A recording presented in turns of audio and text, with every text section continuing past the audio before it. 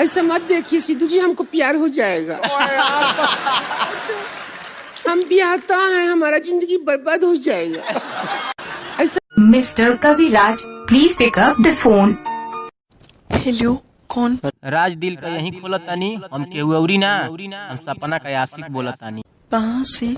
गांव के कुली लड़कियन के छोड़ के हम तोरी पर मरीला। ये हमार जान करेजा, आई लव यू जानू। हम तोरे घरे के पीछे हगीला मुतीला, वही जो सूतीला। भी मेरा नंबर कैसे मिला? ठंडा पड़त रहे तोरी घर के पीछे हगत रहनी, तू अपनी सहेली के नंबर देत रहलू, तो वही जो लुका के देखत रहनी।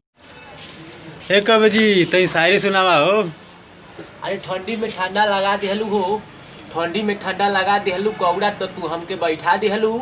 हम सोचनी कि खूब हमसे मोहब्बत करेलू, फिर हमके वही मोड़ पर लिया के मिला दिहलू ठंडी में। अरे सलाह देख माल जाती है रे ना, कभी सुबह तो कभी शाम दिखती है, कभी सुबह तो कभी शाम दिखती है, कभी शाम तो कभी सुबह दिखती है।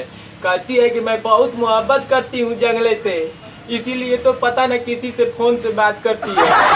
हम रड़ुआ समाज के अध्यक्ष हैं। अच्छा, हम लोग बहुत तकलीफ में है नेताजी। क्या तकलीफ है बाबू? गर्मी बीत गया, अच्छा, बरसात बीत गया, हाँ भाई।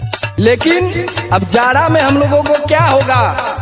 जाड़ा में? हाँ, कहो तो कंबल बंटवा दें, और क्या कर सकते? अम्बल कंबल से कुछ नहीं होगा नेताजी।